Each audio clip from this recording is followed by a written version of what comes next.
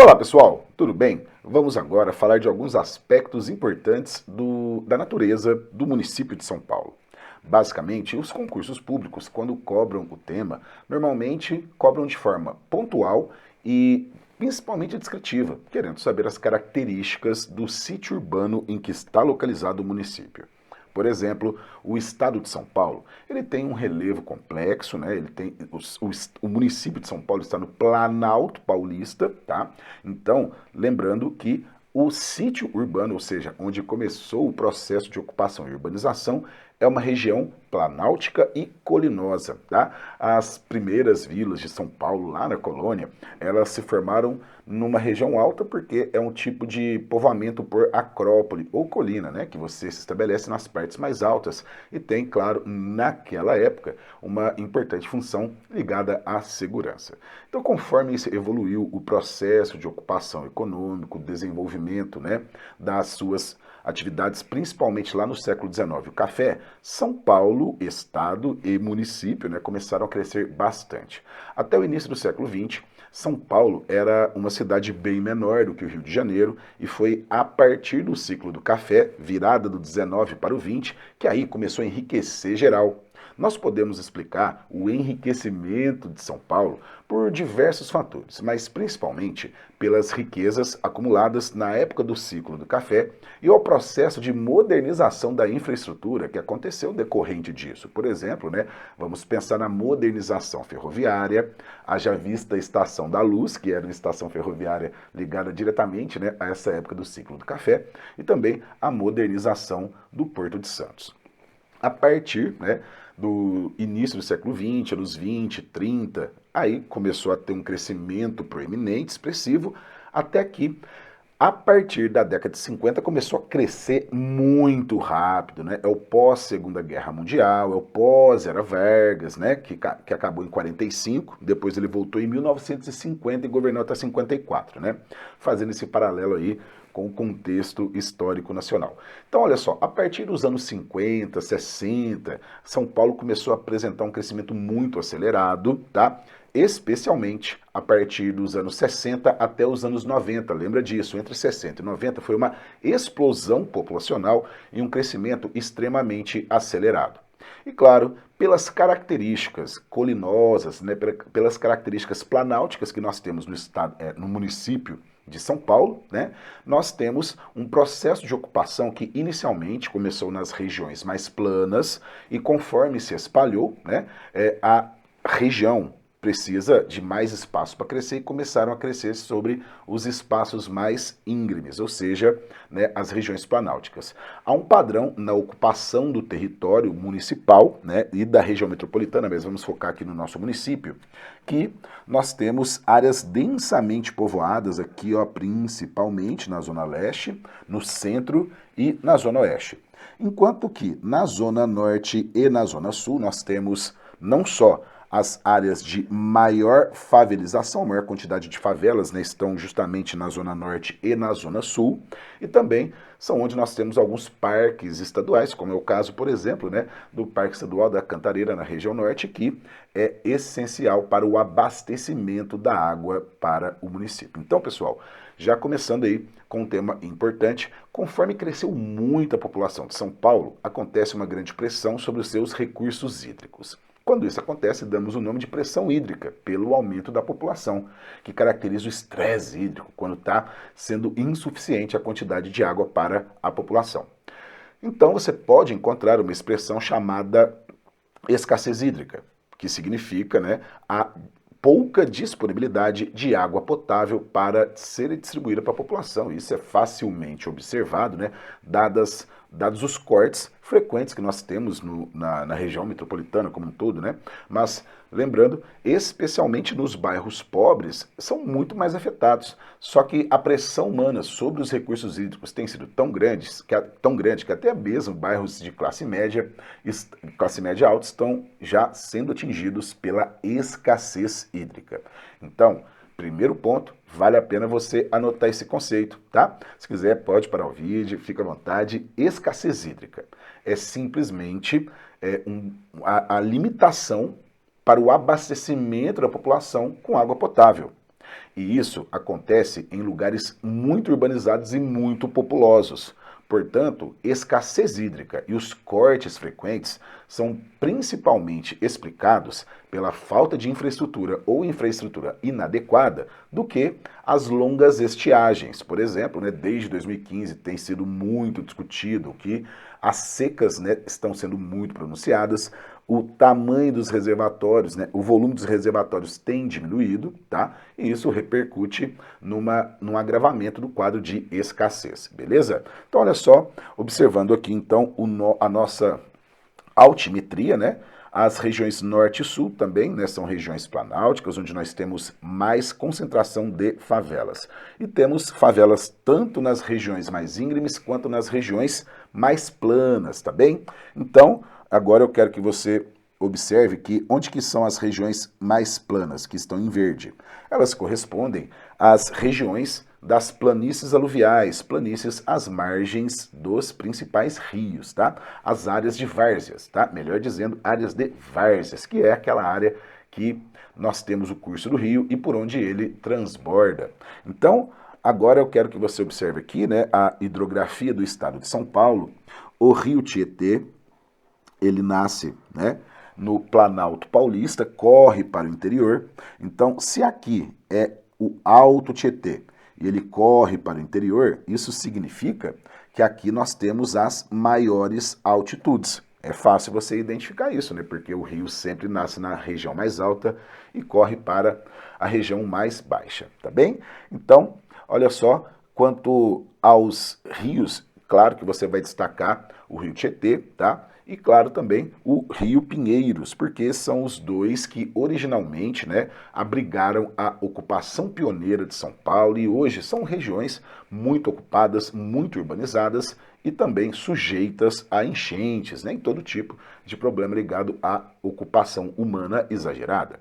Então aqui podemos observar as regiões hidrográficas de São Paulo e, basicamente, o município está, sobretudo, na bacia do Alto Tietê, beleza? E uma pequena parte da rede hidrográfica, na Zona Sul, faz parte da rede hidrográfica que drena em direção ao litoral, à Baixada Santista, tá bem?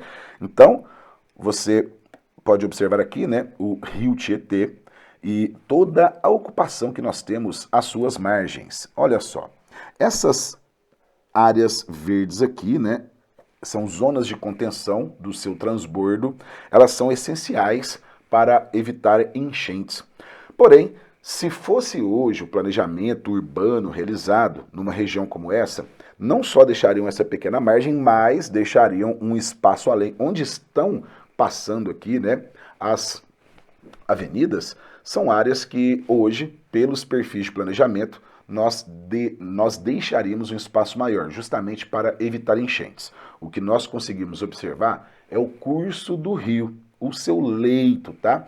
O leito do rio, por exemplo, ali a parte do fundo, por onde ele corre. O leito, ele tem o pequeno leito, que é esse que nós estamos enxergando, e tem o grande leito, que são as áreas naturais de transbordo. Então, na natureza, se não tivéssemos cidade nenhuma em cima, aqui nessa área que nós assinalamos seria uma área natural de transbordamento, e aqui também, gente, passaria para uma faixa bem maior. Então, são áreas que hoje são respeitadas pelos códigos de edificação urbana justamente para evitar problemas na drenagem e evitar enchentes, beleza? Então, você pode observar aqui, a rede hidrográfica que passa pelo município. E vamos destacar aqui a represa Guarapiranga e a represa Billings. São importantes, assim como a Serra da Cantareira, são importantes para o abastecimento da cidade de São Paulo. E aqui podemos ver, por exemplo, olha só, vamos destacar alguns como o rio Tamanduateí. E também aqui, bem ao sul, o rio Embu-Guaçu. Só para termos algumas referências, Por exemplo, olha só, o nosso rio Pinheiros e o nosso rio Tietê. Os recursos hídricos, como sabemos, eles são profundamente contaminados. Contaminados pelo descarte irregular de dejetos, né, de dejetos dos mananciais, tanto de resíduos urbanos como de resíduos industriais. Conforme passou o tempo, o desmatamento, né, foi sendo cada vez maior. Originalmente, qual que é a cobertura vegetal de São Paulo? Nós estamos no domínio da Mata Atlântica, tá? Então veja só, podemos observar que a maior parte do município é profundamente desmatado, e aí nós encontramos um padrão bem simples assim, aqui. Por exemplo, quando estudamos ilhas de calor, por que nós sabemos que aqui na Zona Sul as médias térmicas diárias são menores do que aquelas encontradas na Zona Leste, na região central? Simples, são ilhas de calor. Como nós temos mais áreas verdes na Zona Sul, isso repercute, tá, num ambiente climático mais ameno. Na região central, como você desmatou toda a vegetação, isso já vai fazer a sensação térmica ficar mais quente. Por quê? Porque evita que a água infiltre no solo e acontecem enxurradas. A vegetação é fundamental para que a água infiltre no solo. Então, se você desmata, para de infiltrar, escorre na superfície, acelerando o processo erosivo, tá bem? Então, a impermeabilização do solo é outro agravante, porque além de desmatar, você asfalta e constrói, né, com materiais que não são permeáveis, diminuindo, portanto, mais ainda a infiltração. E como você colocou muitos materiais que retêm calor, aumenta a temperatura. Então, nas áreas centrais ocorrem as ilhas de calor. Então, de uma forma bem simples, o que são as ilhas de calor? Os centros das cidades são mais quentes do que as zonas rurais ou as áreas verdes, por uma razão simples, né? Tem mais arborização, a água, portanto, infiltra no solo e não tem tantos materiais que retêm calor. Por isso, as zonas rurais são sempre tem sempre temperaturas mais amenas do que as áreas centrais dos municípios, beleza? Então, quanto à vegetação original, é o domínio de Mata Atlântica. Agora, se nós pensarmos nos chamados domínios morfoclimáticos, tá? Domínios morfoclimáticos é o conjunto da paisagem. E aí nós temos o domínio dos mares de morro, como chamamos. O estado de São Paulo, e o município de São Paulo, evidentemente, está no domínio de mares de morro. O que são eles? São planaltos, muito antigos e desgastados, com origem cristalina, ou seja, eles são mais duros. E esses planaltos cristalinos, com formatos de meias laranjas, tá? Morros arredondados, são o contorno dos nossos mares de morros, né? Planaltos arredondados, ovalados.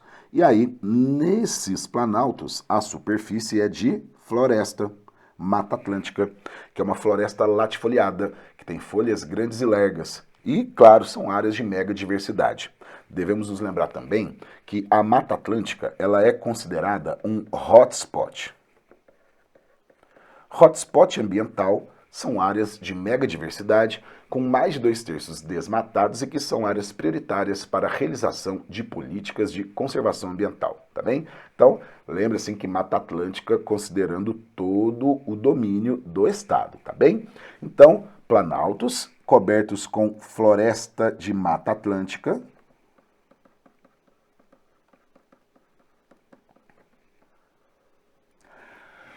profundamente irrigada, tá? Como assim? Bastantes rios, você viu, né? Que nós temos os rios da vertente litorânea e da vertente interior. Então, São Paulo está no topo de um planalto, parte dos rios são drenados para o litoral e a maior parte deles para o interior. Então, nós podemos colocar aqui que tem uma hidrografia rica, quer dizer que é bastante irrigado, né? Tem bastante disponibilidade de rios, riachos, né? Enfim. E em termos climáticos,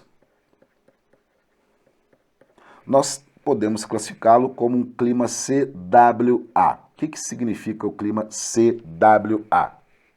É o temperado úmido.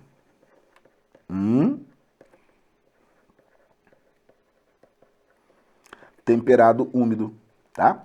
Então, existem mais de uma classificação para o clima, tá? Então, alguns autores, não sugiro que você vá nisso, tá? Mas eu vou dar bizu agora. Tem alguns autores que falam que o clima de São Paulo é tropical de altitude, tá? Só que tropical de altitude caracteriza muito mais o clima de Minas Gerais do que o clima de São Paulo, tá? Então, eventualmente, se cai uma afirmativa falando que o clima é tropical de altitude, tudo bem. Agora, a classificação utilizada, né, pelo governo do estado de São Paulo e pela prefeitura do estado de São Paulo é uma classificação chamada classificação de Köppen, que é essas letrinhas que eu tenho aqui. Por exemplo, a letra C significa que o clima é mesotérmico, ou seja, não é nem muito quente, não é nem muito frio. As chuvas são distribuídas com uma certa regularidade, porém o inverno é de estiagens, tá? Então você tem um inverno mais seco, as chuvas não zeram, tá? Mas o inverno é mais seco, as chuvas são bastante concentradas no verão, verões bastante chuvosos.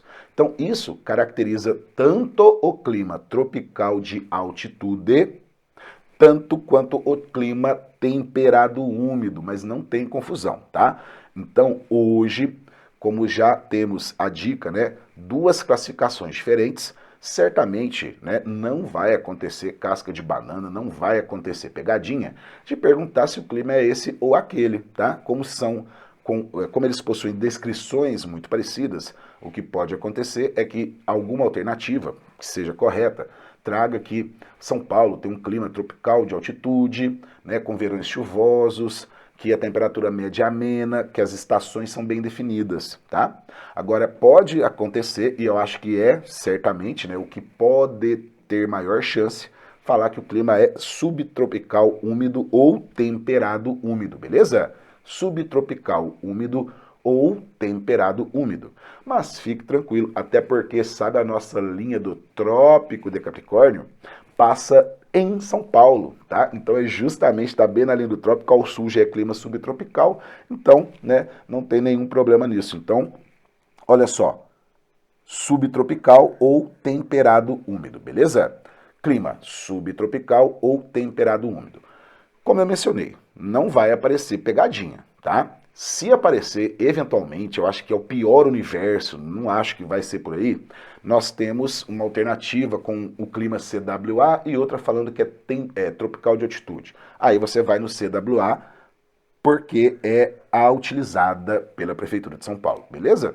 Então, guarde aí os domínios. Aqui você tem a caracterização básica, né? Então, domínios de mares de morro, planaltos de origem cristalina, cobertos por Mata Atlântica, bastante irrigados, em clima, né? No caso do município de São Paulo, subtropical úmido ou temperado úmido.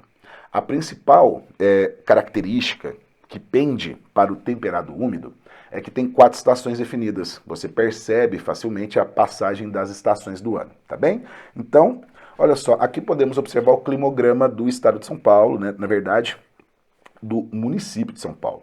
Nós temos as chuvas concentradas em dezembro e janeiro, tá? Então temos verões chuvosos. E aí você pode fazer aquela associação. As épocas do ano em que acontecem mais tragédias ligadas, por exemplo, à ocorrência de enchentes e à ocorrência de deslizamentos, é principalmente dezembro e janeiro, a época das chuvas mais abundantes, simples assim.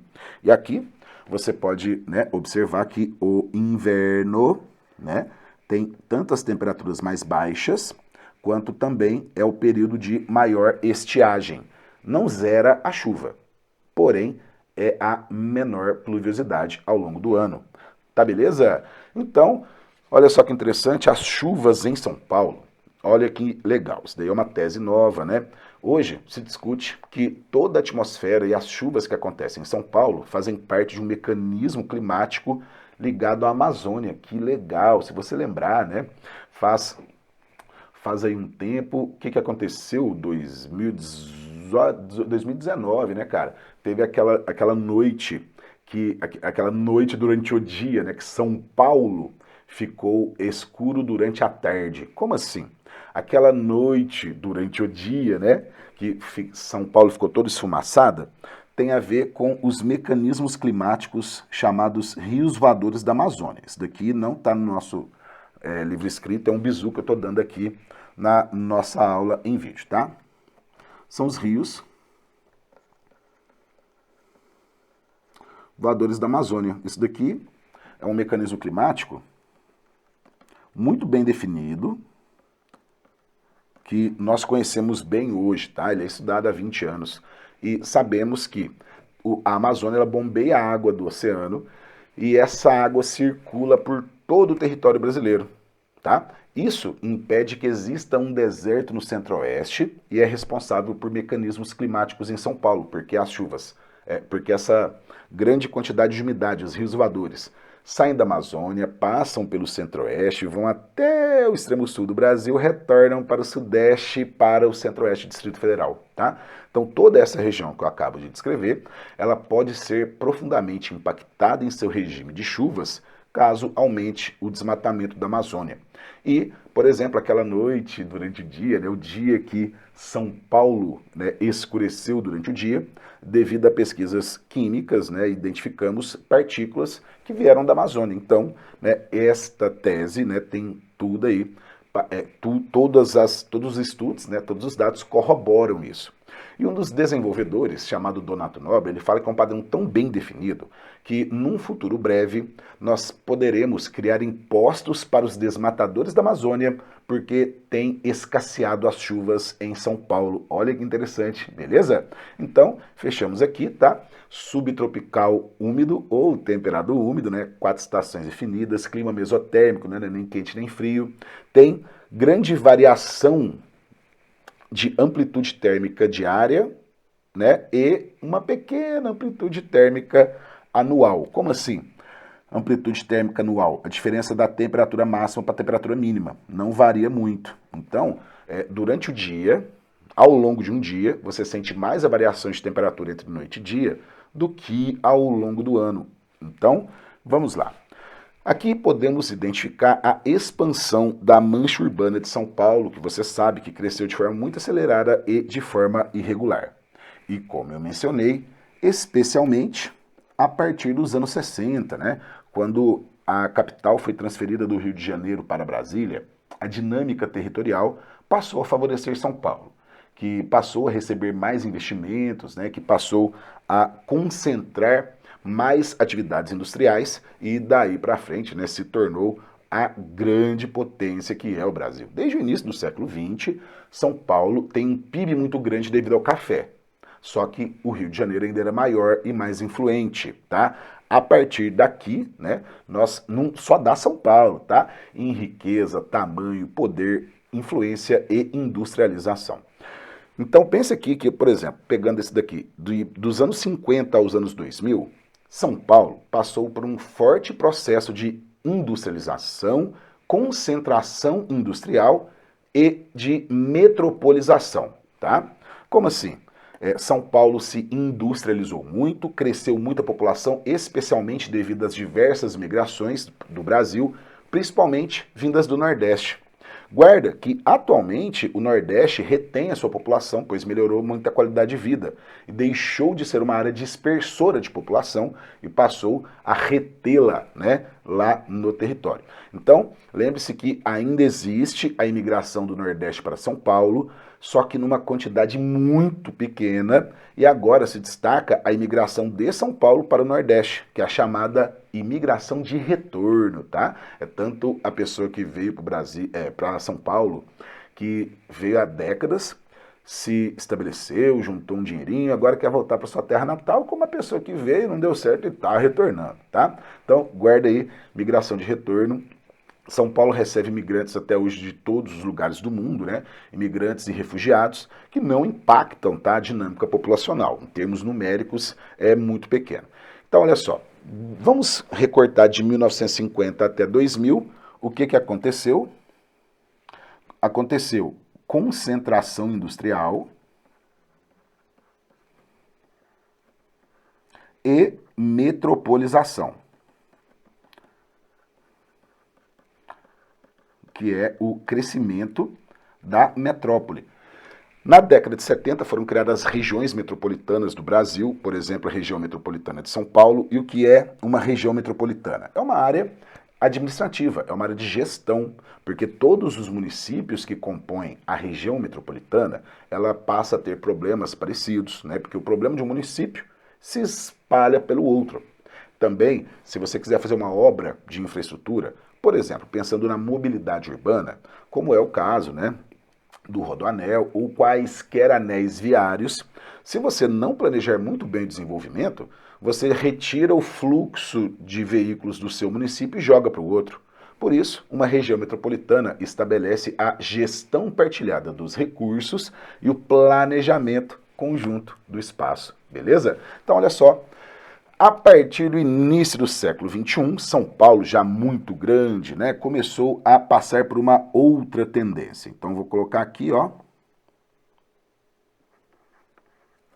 50, 90, concentração industrial. Agora, a partir do início do século XXI, nós podemos observar de forma premente o que nós chamamos de desconcentração industrial.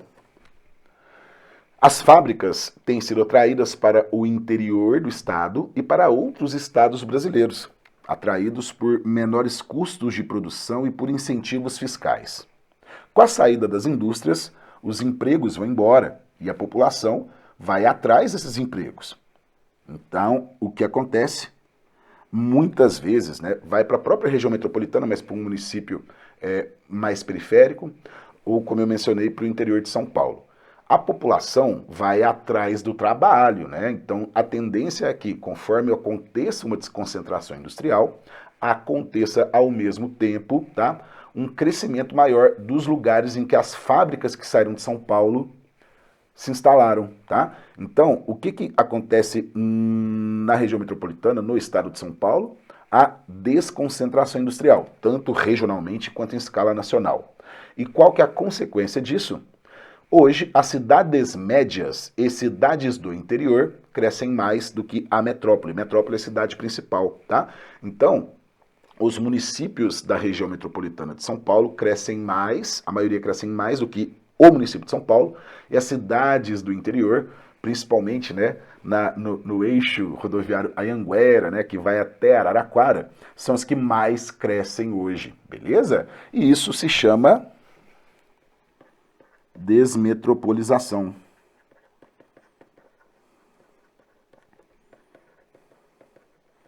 O crescimento das cidades médias maior que o da metrópole.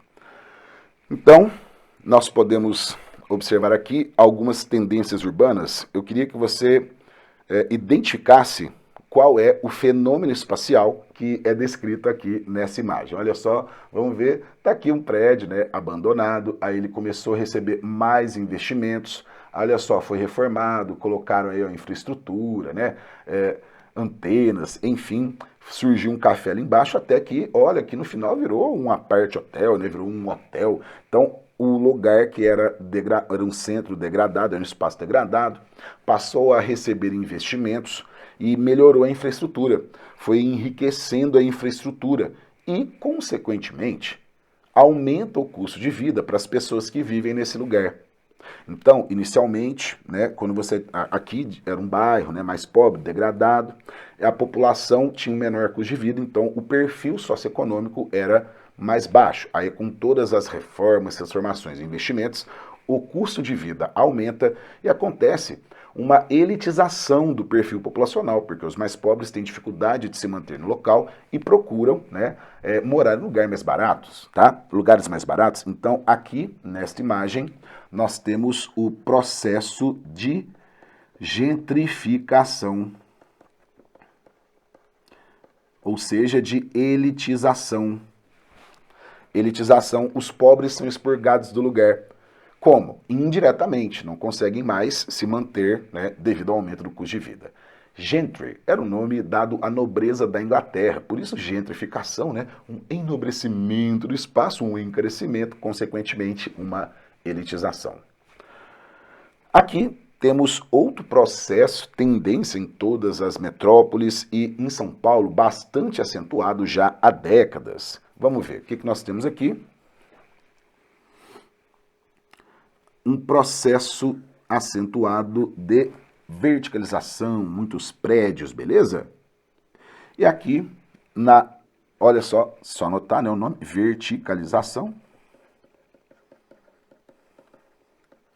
Verticalização é essa tendência, né, a aumentarem os prédios. Envolve o quê? Esse lugar está crescendo, o espaço é limitado, é exíguo, a maioria da disputa para morar, para construir escritórios são em áreas nobres, aí a tendência é verticalizar. Então tem a ver com a especulação imobiliária, que é a disputa, né, pelos melhores lugares, que tem melhor infraestrutura, e isso tudo, né, só lembrar da lei oferta e da procura, faz o preço aumentar. Então verticalização pode ser relacionada à especulação imobiliária, às disputas pelos lugares que faz os preços aumentarem, tá?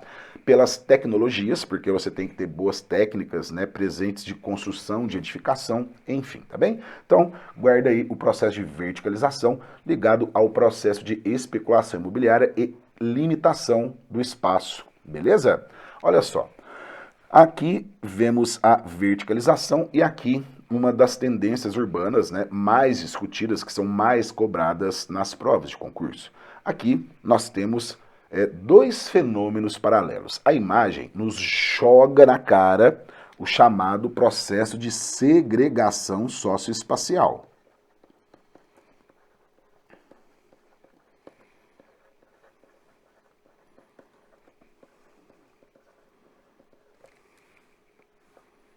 Processo de segregação socioespacial, em que há espaços, né, todos bem estruturados, elitizados, ricos, bonitos, que convivem emparelhados, né, com áreas empobrecidas, tá? Com o processo de favelização.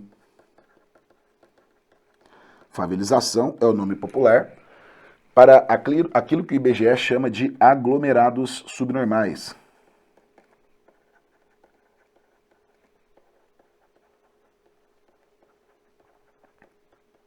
O que são aglomerados subnormais? Favelas, cortiços, loteamentos legais, enfim, tá bem? Então, o processo de favelização é essa expansão de áreas de ocupação irregular subnormal. Quer dizer o quê? Olha, tem até uma expressão que se chama cidades ilegais, mas cuidado, não é porque tem muita criminalidade, não. É porque ninguém que vive na favela tem título de propriedade do lugar em que se estabeleceu. Então, não tem legalidade de registros de imóveis, tá? As favelas não têm nenhum tipo de infraestrutura, tá? Em geral, as favelas desenvolvem-se onde não há especulação imobiliária.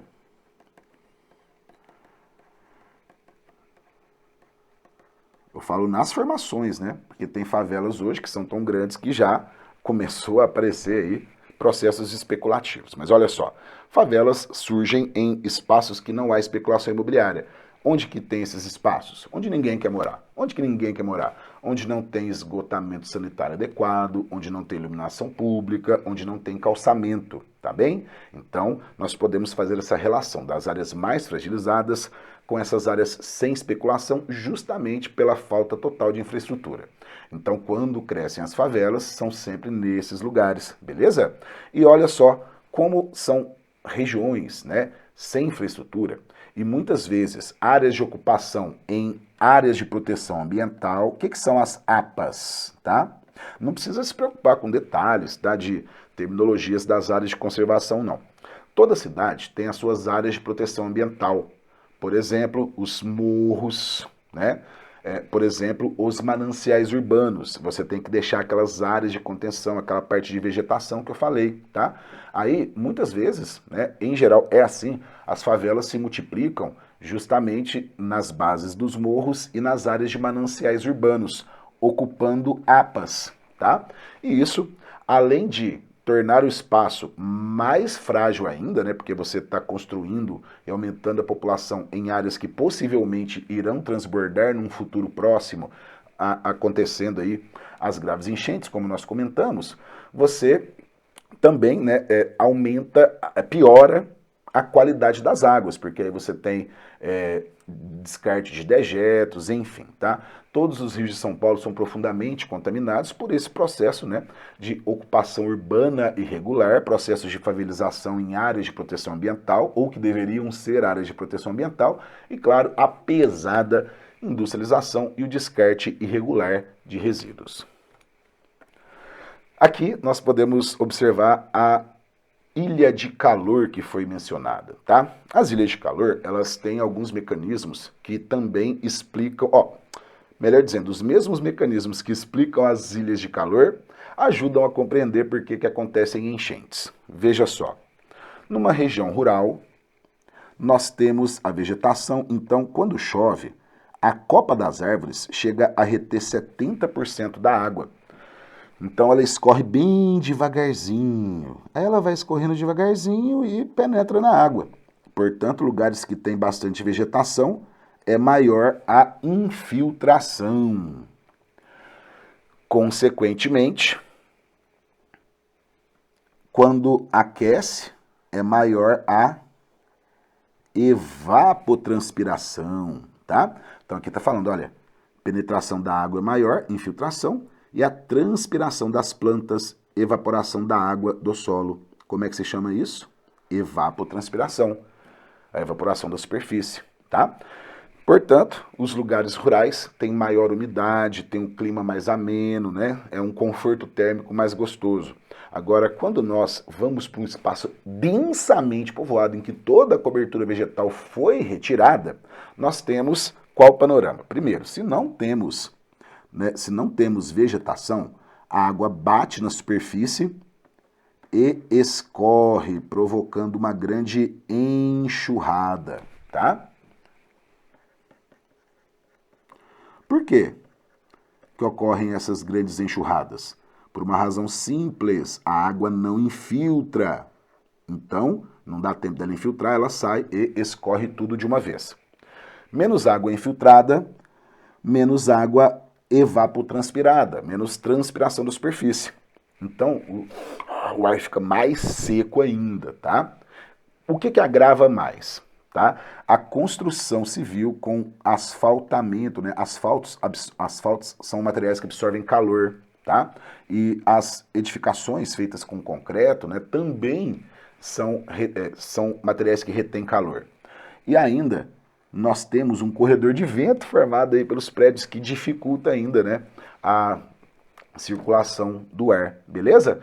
Então olha só, aqui temos as ilhas de calor, lugares desmatados, asfaltados, muito construídos, tem a média de temperatura mais quente do que na zona rural, simples assim. Isso explica por que o centro de São Paulo é tão mais quente, por exemplo, que a Serra da Cantareira. Então, lembrando, né? Olha só, começamos aqui com as enxurradas e as regiões que sofrem mais enchentes. Onde foi desmatado, a água, quando chove e escorre, faz uma diferença muito grande, cara. Olha só, primeiro eu vou mostrar aqui qual que é o tempo normal para a água escorrer em áreas não urbanizadas. Perceba, aqui esse gráfico é a mesma quantidade de chuva, tá? Então perceba que num lugar que tem vegetação, o pico da vazão vai chegar em média a 6 horas e a água vai escorrer por 15 horas aproximadamente. Enquanto nos lugares desmatados, o pico da vazão acontece em quase metade do tempo. Então aqui você tem uma descarga violentíssima, né, de enxurradas. E a água escoa num tempo menor. Então são cargas muito violentas d'água e enxurradas muito fortes, tá? E aqui podemos ver que a lógica é bem parecida, né? Se corta a vegetação, diminui, né, a evapotranspiração e aqui, né, está mostrando que diminui a infiltração, aumenta o escoamento superficial, né? Aqui nós temos essa imagem que eu acho excelente para explicar a razão das grandes enchentes. Veja só, Perceba, né, que eu cheguei a mencionar lá no começo do nosso encontro que falávamos do leito do rio. Você tem o curso, né, os meandros. Então, quando você vê rio fazendo curvinha, isso daqui chama meandros, tá? Então, se você fala assim, rios com formações meândricas, nossa, que medo, né, cara? Será que essa questão é difícil? Não. Praticamente quase todos os rios, né, eles correm fazendo aí uma cobrinha, tá? Então, esse é o curso do rio, fazendo meandros. O leito do rio, né, é o fundo do rio, né, onde há a região que acomoda as águas. Então, nós temos o pequeno leito, que é esse daqui, e o grande leito, que são as áreas naturais de transbordo. Aí o rio transborda e depois ele volta para o seu lugar, com pequenas alterações no seu curso. Só que ao longo do século XX, a grande ocupação urbana fez com que proliferassem, né, os espaços aterrados, a canalização dos rios alterando o seu curso. Isso daqui nós chamamos de rio tamponado, né, quando você altera o curso e asfalta por cima. Depois, proliferam moradias, né, e superurbaniza ao redor. Quando chove, são as áreas mais afetadas, beleza?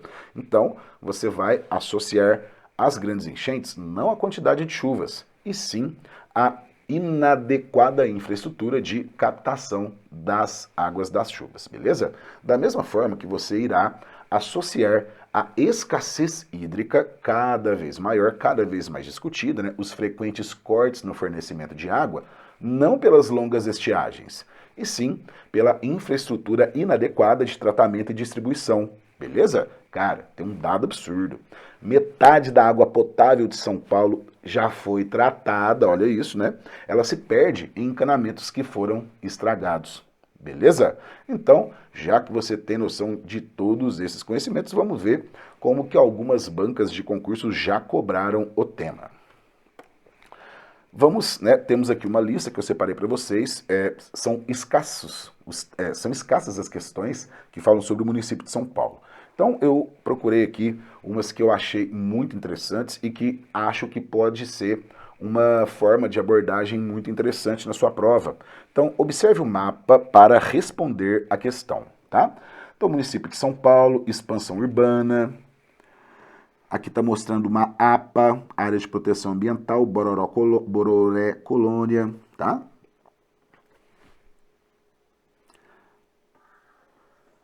Nas imediações da represa Billings.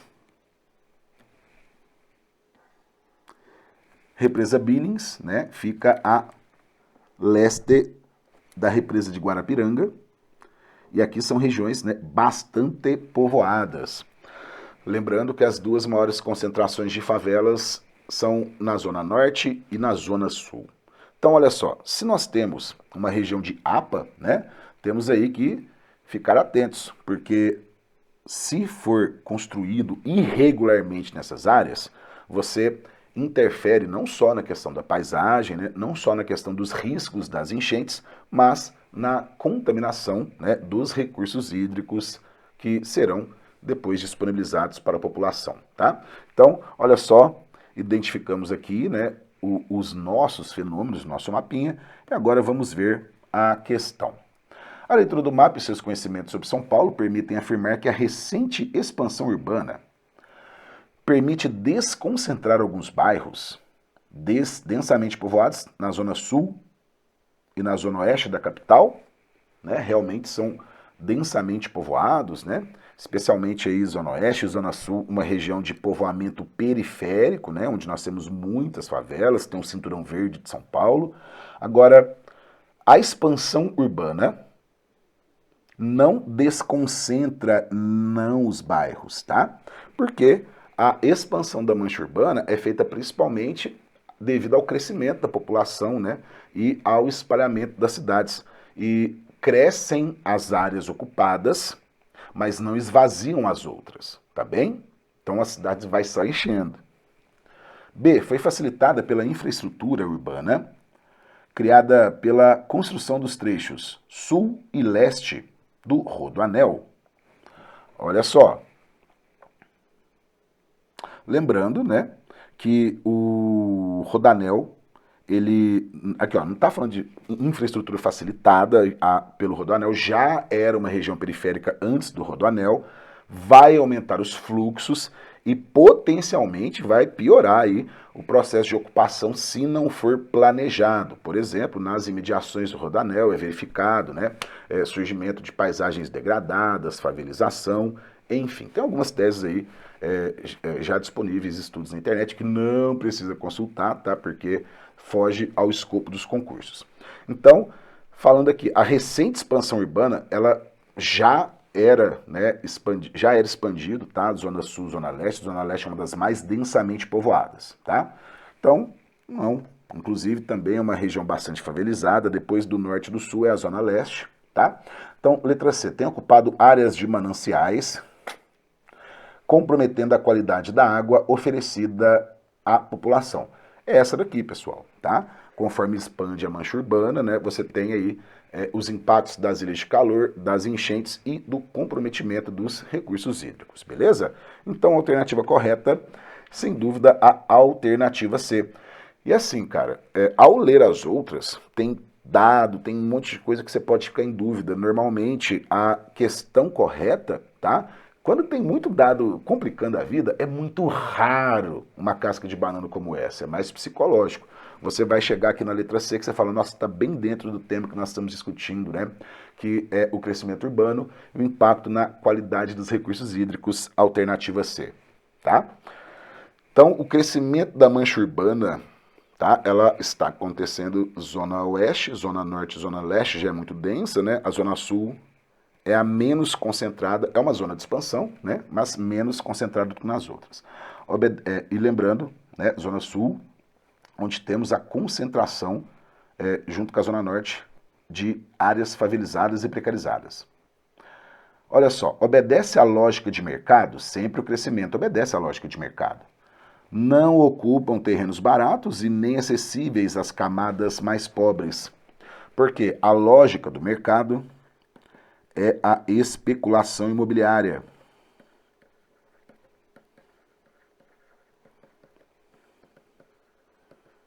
É a especulação imobiliária.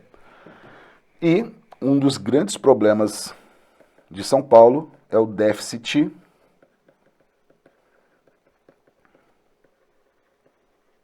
habitacional, tá? Déficit habitacional, uma grande quantidade de população, né? E imóveis, né? Não disponíveis para todo mundo. Quantitativamente você tem imóveis disponíveis, né?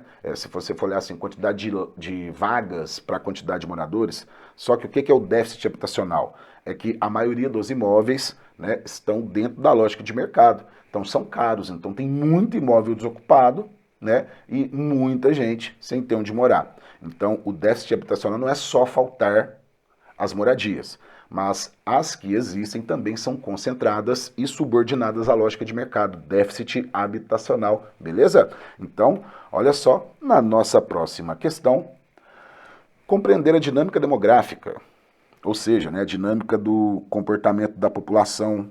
A população de São Paulo é predominantemente adulta, está envelhecendo, tem IDH alto. Sua espacialização, ou seja, né, a forma como a população se distribui no espaço, é primordial para o planejamento do futuro da cidade de São Paulo e de sua região metropolitana, tá? Lembrando que entre os instrumentos de planejamento nós temos o Plano Diretor de São Paulo.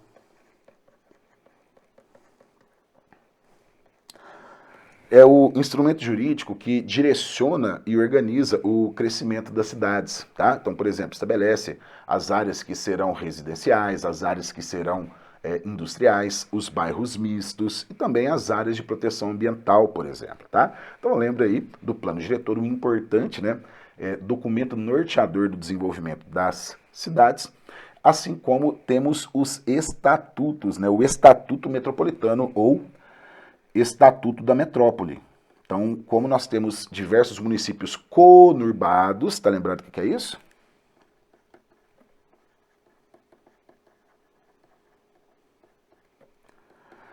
Estatuto Metropolitano da Metrópole. Temos vários municípios conurbados, ou seja, suas malhas, manchas urbanas se unem, né? E aí é necessário um planejamento conjunto do espaço.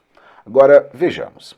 Sobre a dinâmica demográfica recente, é correto afirmarmos que, a chegada de imigrantes internacionais, como bolivianos e haitianos, especialmente a partir de 2000, produziu uma explosão demográfica de jeito nenhum, tá? Inclusive, é muito noticiado que está tendo uma vinda enorme de imigrantes, mas não, cara. Inclusive, nós não somos a última bolacha do pacote, tá? Tô falando do Brasil. Se nós pegarmos um caso mais recente, né, da Venezuela, que de acordo com o Acnur, né, Alto Comissariado das Nações Unidas para Refugiados, só 2% dos venezuelanos optam por migrar para dentro do Brasil, tá? Temos migrações mais intensas entre os países da América Latina do que da América Latina para o Brasil. Que interessante, hein, cara? Os venezuelanos preferem ir para a Colômbia, por exemplo, tá? O Haiti também, os haitianos não foi o Brasil o principal destino procurado, também procuraram Colômbia, Estados Unidos, vários outros lugares, tá? E bolivianos e haitianos. Bolívia é o país mais pobre da América do Sul, né? Então é uma área de dispersão demográfica, além de ser pobre, né? Passa por várias instabilidades políticas, econômicas e também a área de dispersão populacional. Não dá um bairro de São Paulo se juntar todo mundo, né? Tô nem falando de zonas, não, tá? Nem das cidades da região metropolitana. Um trecho de São Paulo. Não é tanta gente, se você considerar que nós somos o maior aglomerado da América Latina e um dos maiores do mundo, tá? Então, letra B, o maior crescimento populacional tem ocorrido às margens das represas e nos limites das áreas de proteção dos mananciais, como resultado da busca de grande parte da população por lugares que ofereçam melhor qualidade de vida. Não, pessoal, quando acontece esse crescimento, né, nas margens das represas, nos limites das APAs, normalmente são áreas favelizadas, tá? Então, letra C, o crescimento da população tornou-se negativo, nossa, essa daqui já pula rapidinho, né? A migração diminuiu. Sim, se nós considerarmos que o Nordeste tem mais população, tem a imigração de retorno, os jovens, né, estão procurando empregos em outras cidades, ou no interior do próprio estado de São Paulo, ou em outros estados. Então, a migração para o estado diminuiu, tá? Migração, tá falando de movimentação geral, né? Pensa que vocês têm em São Paulo, quem vem é imigrante, quem sai é emigrante, tá? Então a migração, os movimentos diminuíram. Sim, né? Especialmente para São Paulo. A população cresceu pouco a partir de 1990. Pessoal, a população cresceu pouco, sim. Só que você tem que lembrar que o crescimento é percentual, né? Então, São Paulo, que é o maior aglomerado da América Latina, crescer 1% é muita gente, né, cara? Então, uma coisa é 1% de uma cidade de 100 mil, outra coisa é 1%, né, de um aglomerado com mais de 17 milhões de habitantes. Enfim, né, 17% do PIB nacional, 21 milhões de habitantes aproximadamente. Então, essa daqui, tá? Até aí tá certo. Cresce pouco. Pouco. Parou de crescer? Não. O ritmo que caiu, tá? Então aqui esse crescimento pouco, não pensa em número de pessoas, pensa em ritmo, tá? O ritmo de crescimento foi bem pequeno. E foi de uma forma muito desigual, ou seja, acentuou a segregação socioespacial. As áreas mais bem urbanizadas perderam população, enquanto as regiões mais distantes, as áreas de interesse ambiental e os municípios mais pobres continuaram com um crescimento elevado. Por exemplo, os municípios mais pobres da região metropolitana, né, estão crescendo mais, e isso caracteriza aquele processo que nós já mencionamos, desmetropolização. Assim como Ribeirão Preto, que virou região metropolitana, né, Piracicaba, eles crescem muito mais, né, do que cresce a capital. Então, a alternativa correta, sem dúvida nenhuma, é a alternativa D. Olha só, a cidade continua sendo destino de grandes fluxos migratórios nacionais? Continua. O grandes aqui é um elemento complicador, mas continua atraindo, né? A maior polarização do Brasil. Tanto que São Paulo não é nem chamada grande metrópole nacional, não é nem chamada metrópole nacional. São Paulo é a grande metrópole nacional, né? E a macrometrópole paulistana, né? O conjunto ali das regiões metropolitanas, né? São Paulo, Campinas, né? Enfim, Baixada Santista, por aí vai. Então, a maioria de municípios do interior do Nordeste, não, a gente já viu que não é mais o Nordeste uma região dispersora de população. Questão número 3. No censo de 2010, o IBGE realizou pesquisas sobre os aglomerados subnormais no Brasil. No município de São Paulo, foram contabilizados 1.198 aglomerados. Observe no gráfico a distribuição desses aglomerados pelo espaço paulistano. Olha só, a maioria está em áreas planas ou de aclive fraco. A menor quantidade dos aglomerados subnormais estão em áreas de grande declividade. O que significa isso? Que a maior parte das favelas não estão em morros, como é no Rio de Janeiro. Tem favela em morro? Tem. Só que a maior, aqui, né, tá mostrando no gráfico. Só que percentualmente a maior parte está em áreas planas. Então, se você está numa região íngreme, o risco é desabamento. Se você está numa região plana, normalmente próximo a mananciais urbanos, riscos de enchentes. Beleza? Então,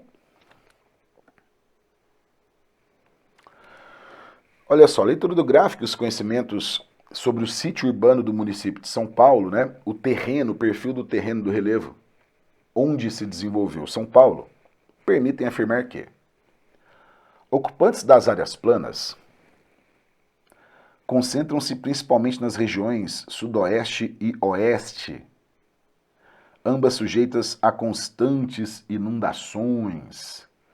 Olha só, então, cara, aqui, deixa eu ser um pouquinho mais objetivo com vocês.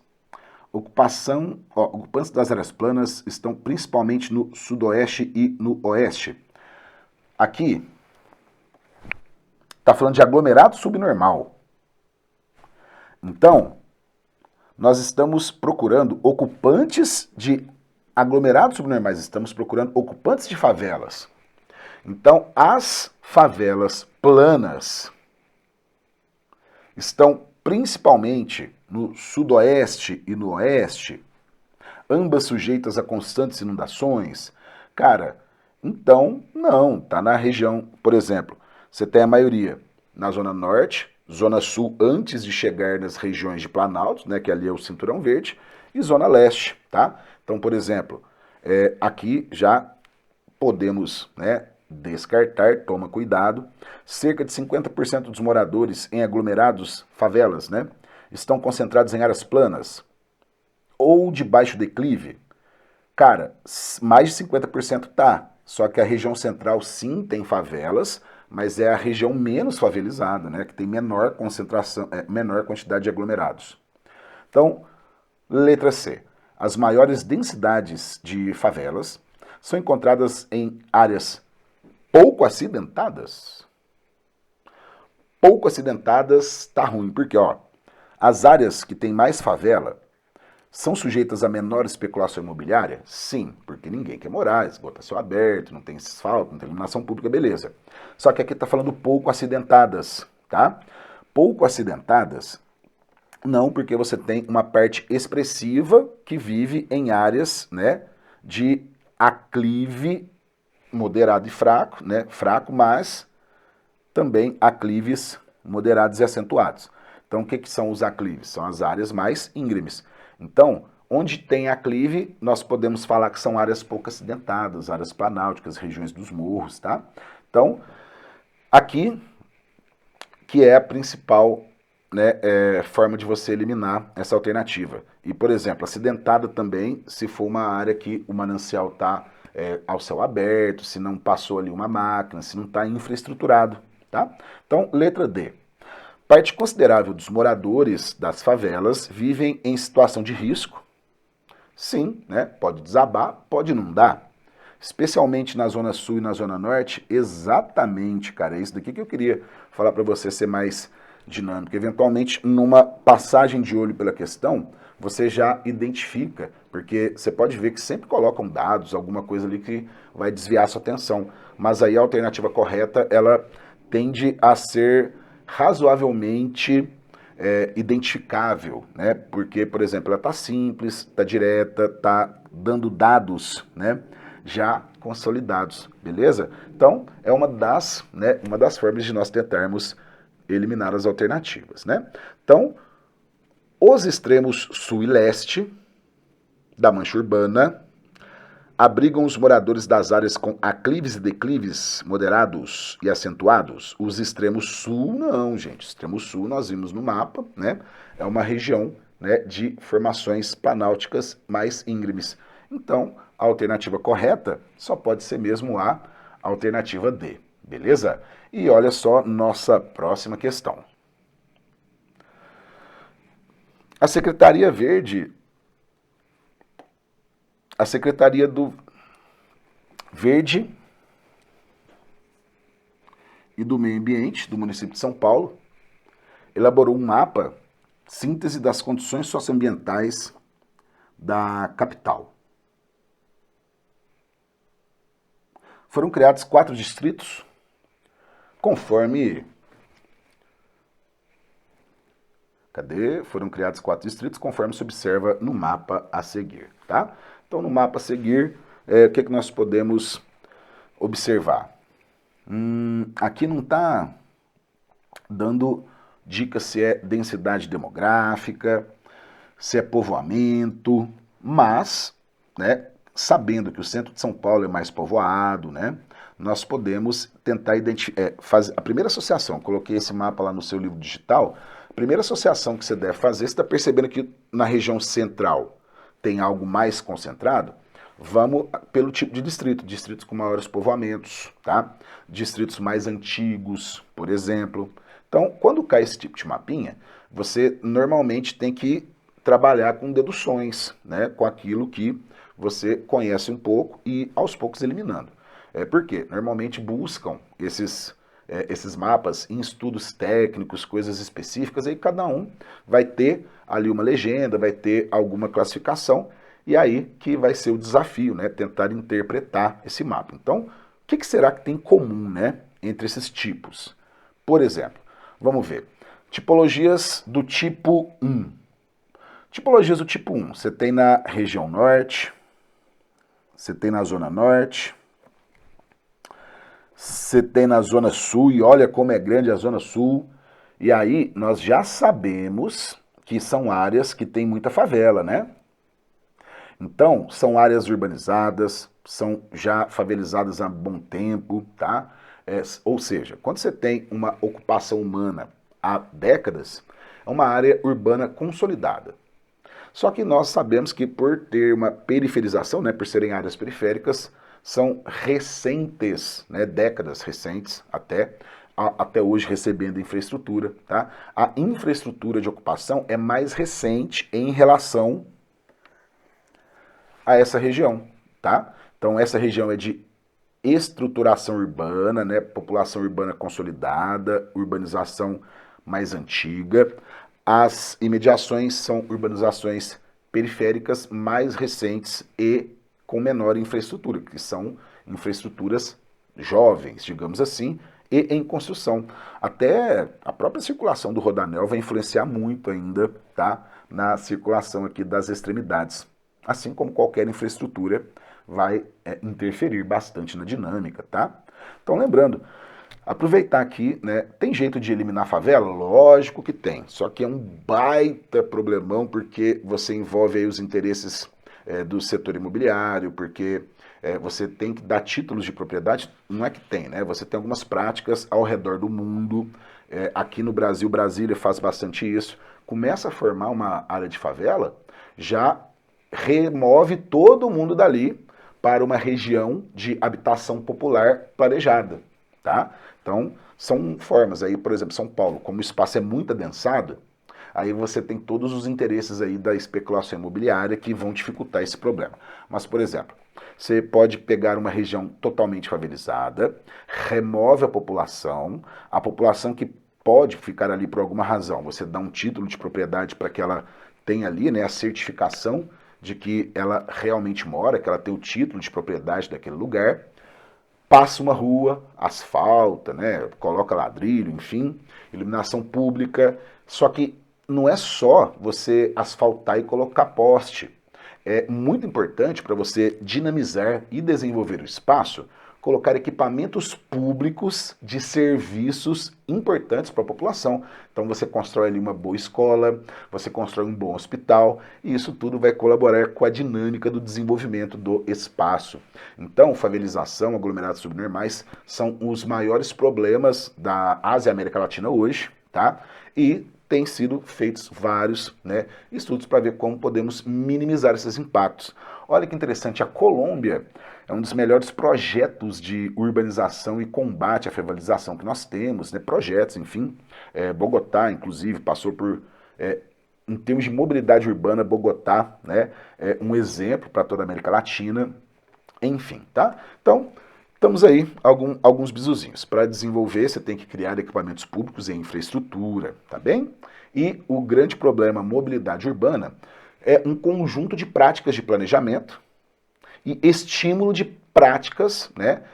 Por exemplo, buscar alternativas ao transporte individual, por exemplo, molecada, né, andar lá com os patinetes, com as bicicletinhas, beleza, mas não pega todo o público, né? Pega um perfil de público mais jovem, então você tem que diversificar os transportes coletivos, né, com qualidade, melhorar metrô, trem urbano, melhorar os ônibus, né, os coletivos, enfim, tá bom? Então, olha só, voltamos aqui para o nosso mapinha, essa região aqui, né, mais antiga, as outras mais jovens, infraestruturas mais antigas, infraestruturas mais jovens. De modo geral, os distritos do tipo 1, os distritos do tipo 1, no norte e no sul,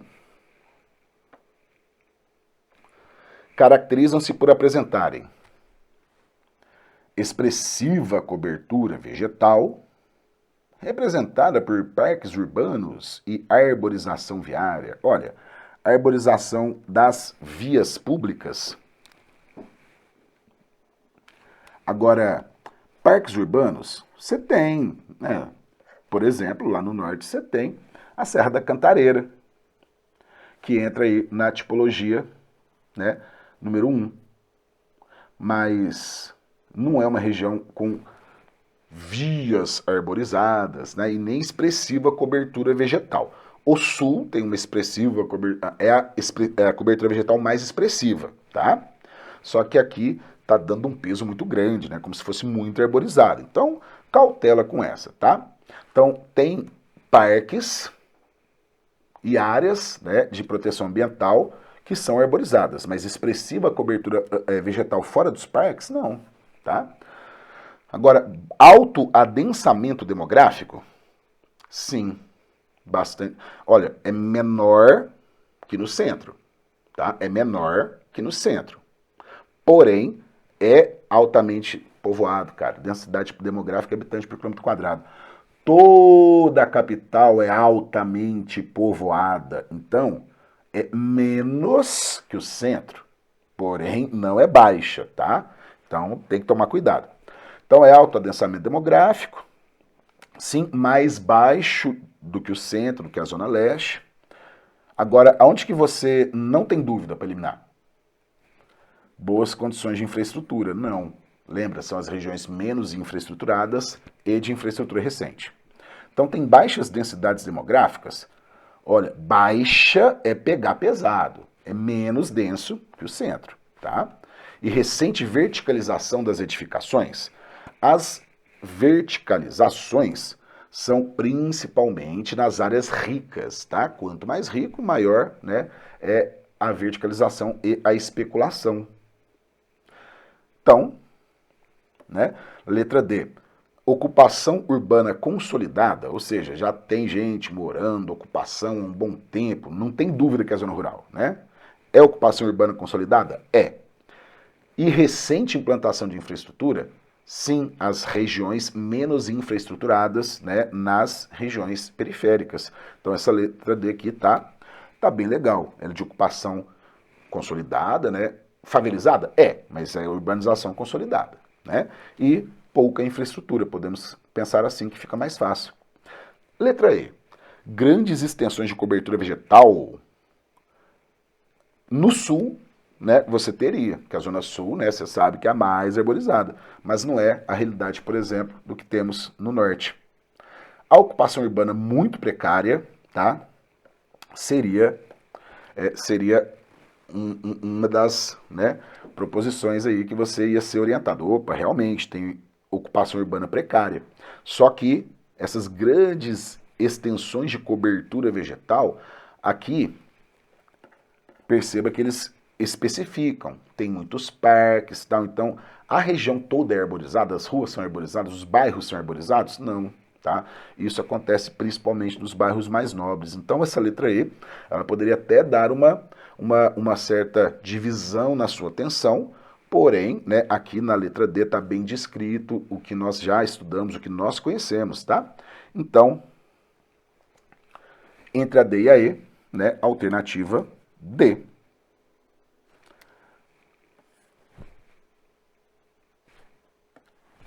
Cinco.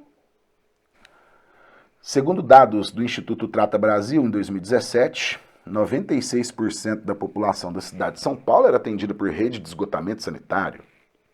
Tá, gente, só que esses outros 4%, né, são de milhões de pessoas.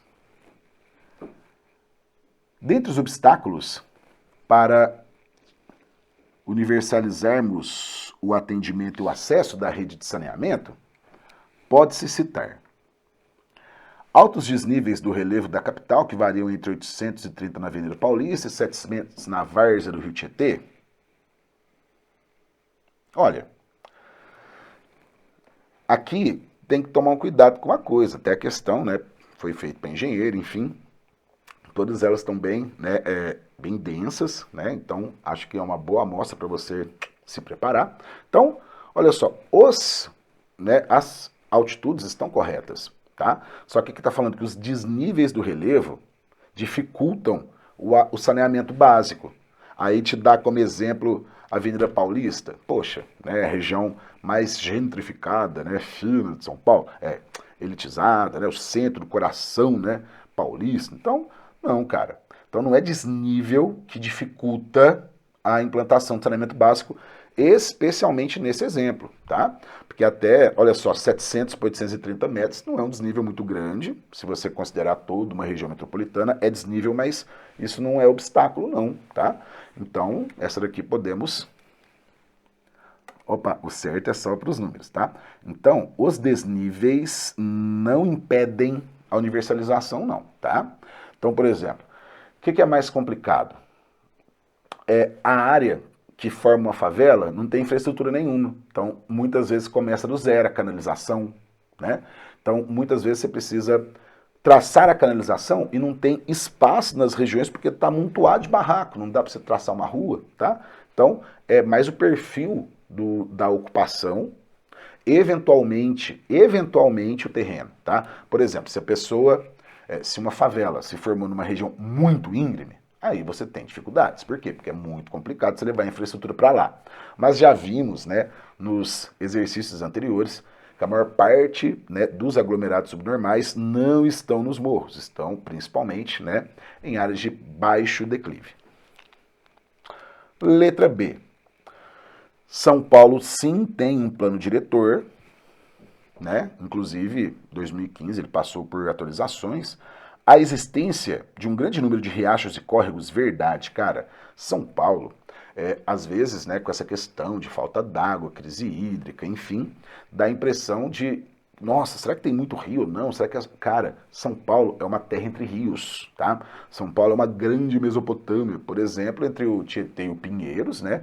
Ali você tinha muitos riachos que conectavam, né, os dois rios, enfim. Só que tudo isso foi o quê? Tamponado, né? Foram aterrados, foram asfaltados e cobertos pela construção civil, tá? Então, vamos lá. A letra C, existência de um grande número de riachos e córregos, tem.